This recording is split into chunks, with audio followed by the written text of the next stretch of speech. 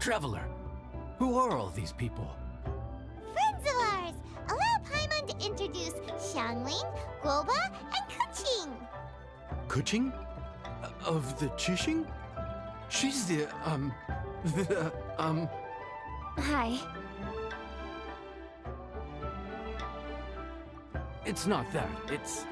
I mean, I'm just your typical commoner. I've never met someone as high up as the Yuhang before in my whole life. Look at that strong body, those powerful hands, and honest eyes. This guy must be a really great chef.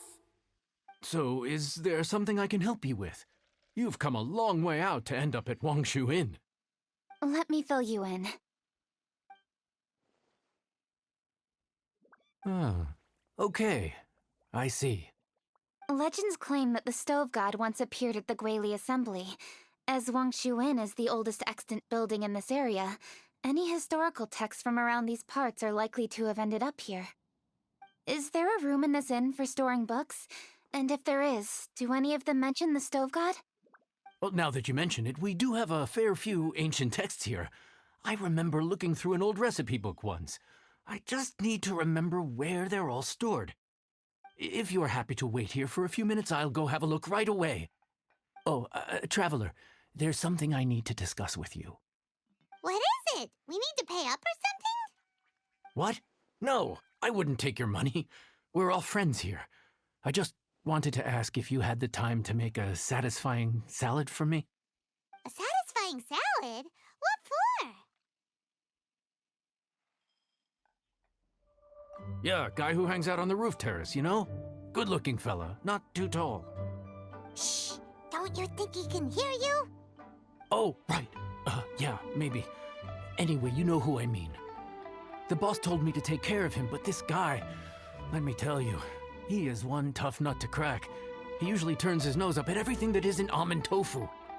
But the boss tells me you once made him a satisfying salad, and it all went down so well. So I was thinking, could you teach me how to make it too? That way, I'll have something else in my arsenal. Oh, so this is for show! You guys really look after him, huh? Well, that's life, right? You gotta look out for your own people.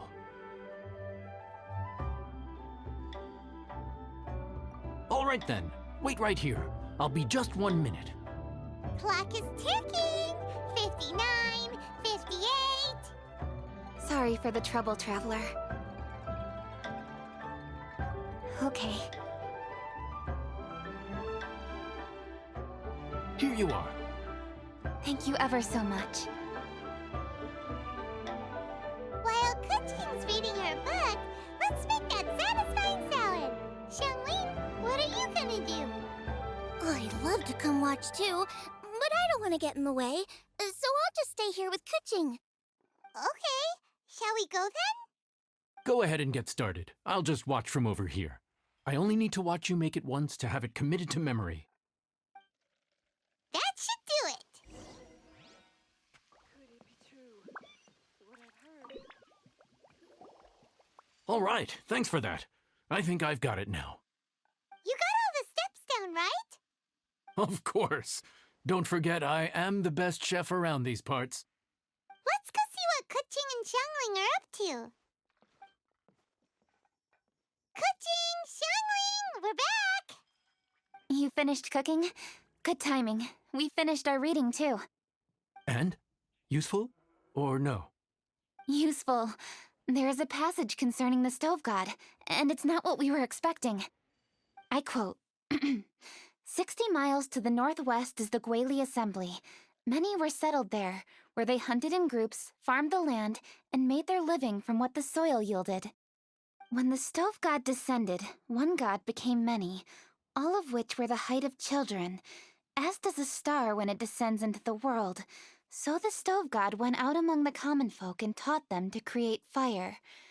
With fire, the people at last learned to make hot food, and they dined on rice congee and cooked meat thereafter. This is a radically different account from the one given in Demystifying the Legends of Liyue, and also a conflicting one. One god became many. Does that mean there was more than one stove god? Taking the text at face value, that is what it says. Went out among the common folk and taught them to create fire. So did the stove god really go and teach people how to cook firsthand? Now that's a god who truly cared for their people. So, we've got two leads, but they contradict each other. How do we know which one to believe? By continuing our investigation and reserving judgment for now. Thank you for this text, Yanxiao. It's my pleasure, really. Think nothing of it. If anything, I should be thanking the traveler. Listen, you've helped me an awful lot. Not just today, but in the past, too. I want to make it up to you properly, and as it happens, things are pretty quiet here today. So I'd like to take the chance to treat you all. What do you say? Will you stay for a meal?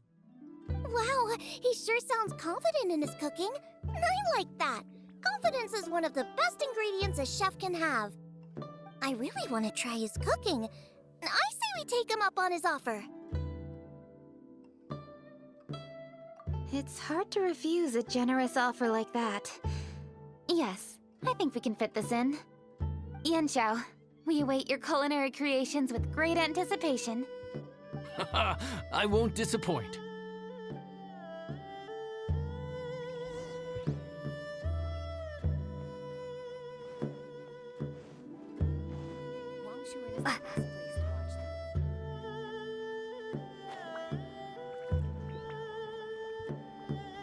After peak season. Everybody, please be seated! You think you own the place? I'll sit here with Guoba.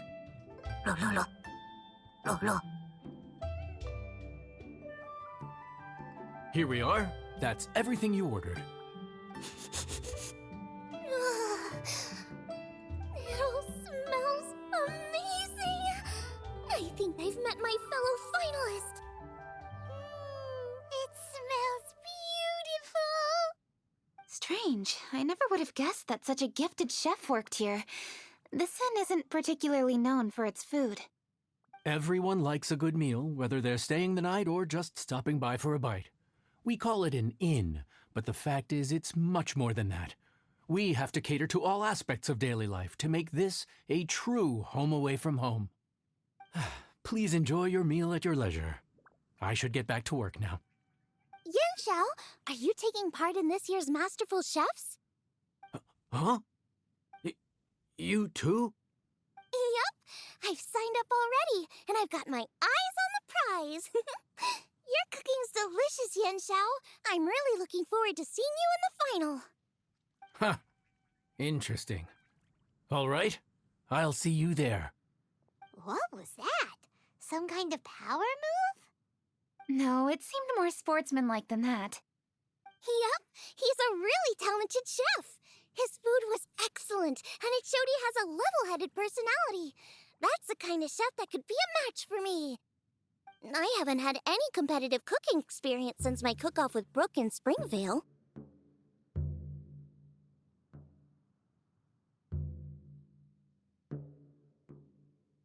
You're too kind.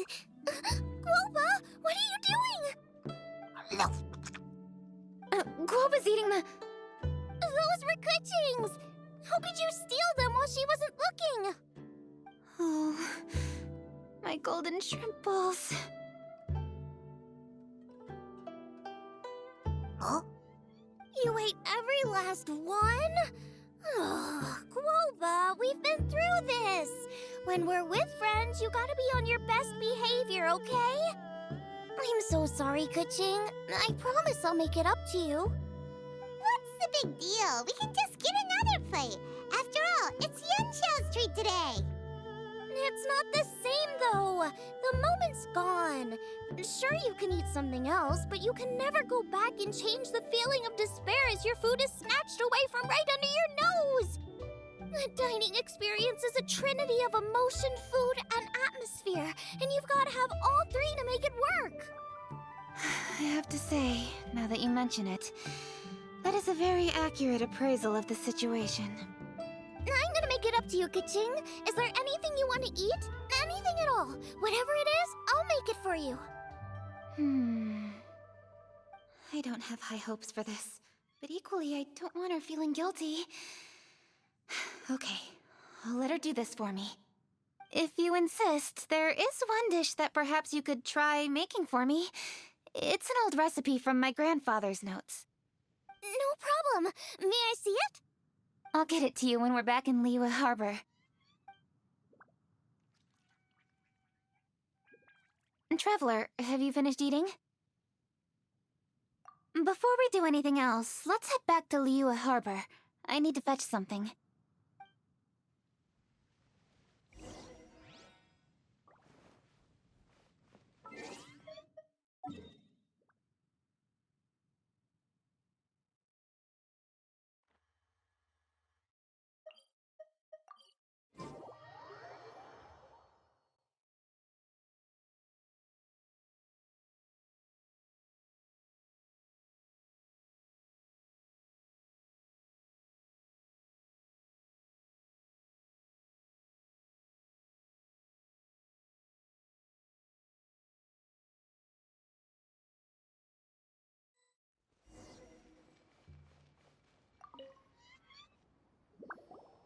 I need to go home to fetch my grandfather's notes.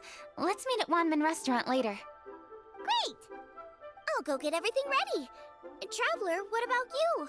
Are you gonna do your own thing for a while, or do you want to come in and have a seat? I actually have something to discuss with her. You go ahead. We'll join you later. Okay, gotcha. Traveler, come here for a moment. I need your advice on something. What do I need to do to get along with Xiangling? Seriously? That's what's stressing you out? What's so strange about it? Why are you looking at me like that? You're super smart, and you're always so sure of yourself. Paimon thought you'd never need advice from anyone about anything. Well, that's just ridiculous. Xiangling's always so warm and friendly with me. This time especially. And now she's desperate to do me a favor. So, is that supposed to mean... we're friends already? I'm just not used to dealing with people who are so warm right from the get-go. How exactly am I supposed to respond to that? Okay. Noted. Thank you, Traveler. I'll see you again shortly.